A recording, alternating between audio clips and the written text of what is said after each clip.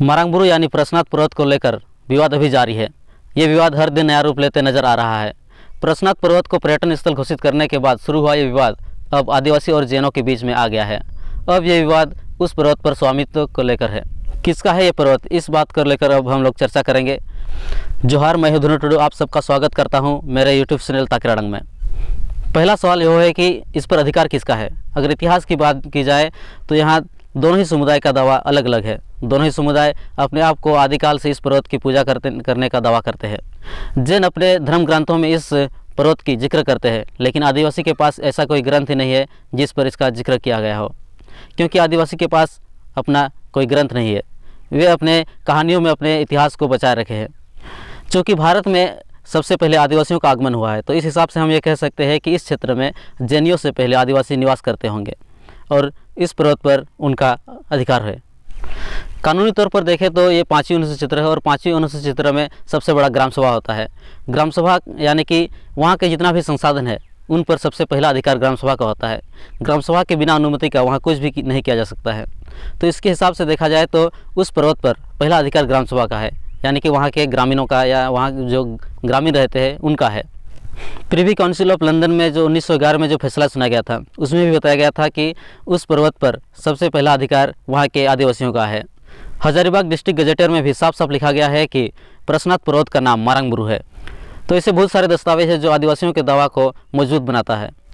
अब मैं जैनियों के नाम कुछ संदेश देना चाहूँगा और संदेश की शुरुआत करते हैं एक सवाल से कि 23वां तीर्थंकर पार्श्वनाथ के बाद अब तक वहाँ पर किसी और को निर्वाण की प्राप्ति क्यों नहीं हुई। आपका जवाब क्या होगा मुझे नहीं पता, लेकिन मेरे हिसाब से इसका एक ही कारण है कि उस पर्वत की अब पवित्रता खत्म हो गई है। पवित्रता वहाँ के आदिवासियों ने ख़त्म नहीं किया, ना ही इसलिए ख़त्म हुआ कि वहाँ पर बलि पूजा किया जाता है, बल्कि इसलिए ख़त्म हुआ कि वहाँ पर आप लोगों ने आधुनिकीकरण किया। वहाँ पर मंदिर और धर्मशालाएँ बनाए गए और वहाँ पर बहुत सारे बिल्डिंग्स बनाए गए, जिससे वहाँ की शांति भंग हो गई। यहाँ जैन मुनियों को निर्वाण इसलिए प्राप्त हुआ क्योंकि वो पर्वत मारंगबुरु है, यानी कि वो खुद में एक भगवान है। और जाहिर सी बात है कि अगर वो खुद भगवान है तो वहाँ पर शांति होगी ही, और उस शांति में लीन होने के कारण वो लोग वहाँ पर निर्वाण प्राप्त किए।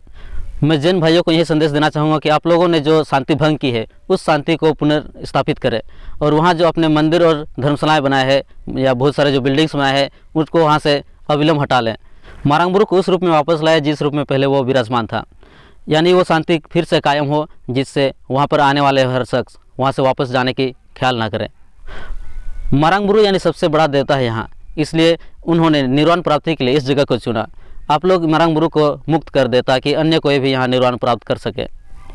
बहुत सारे जैन भाइयों का ये कहना है कि आदिवासी तब कहाँ थे जब यहाँ पर्यटन स्थल की घोषणा की गई थी। हाँ, मैं मानता हूँ कि हम लोग ने इसका विरोध नहीं किया, क्योंकि तब कोई नेतृत्व करने वाला नहीं था। हमारे सोए हुए ज़मीर को जगाने वाला कोई नहीं था, लेकिन अब हम लोग जाग गए हैं। ऐसा नहीं है कि हम लोगों ने कभी विरोध नहीं किया है। हम लोगों ने तब भी विरोध किया था जब आप लोगों ने यहाँ पर पहले बार मंदिर बनाया था, तब यहाँ शायद युद्ध भी हुआ था, और तब बात हजारीबाग कोर्ट से लेकर प्रिवी काउंसिल ऑफ लंदन तक पहुँच गया था और वहाँ से आदिवासियों के पक्ष में फैसला आया था। लेकिन आप लोगों ने इस फैसले को अनदेखा करते हुए यहाँ पर अपने अवैध निर्माण को जारी रखा। अंत में मैं यही कहना चाहूँगा कि हम लोगों को ना तो वहाँ पर्यटन स्थल चाहिए, ना ही जैनों का तीर्थ स्थल। हमें वो पर्वत चाहिए, वो भी अपने पुराने रूप में। आप लोग उस अवतार को पूजते हैं वो जो वहाँ निर्वाण प्राप्त किए हैं, लेकिन हम लोग उस पर्वत को ही पूजते हैं, यानी कि वो पर्वत हमारा है और हम लोग लेके रहेंगे। हिरलो मारंगबुरु जोहार।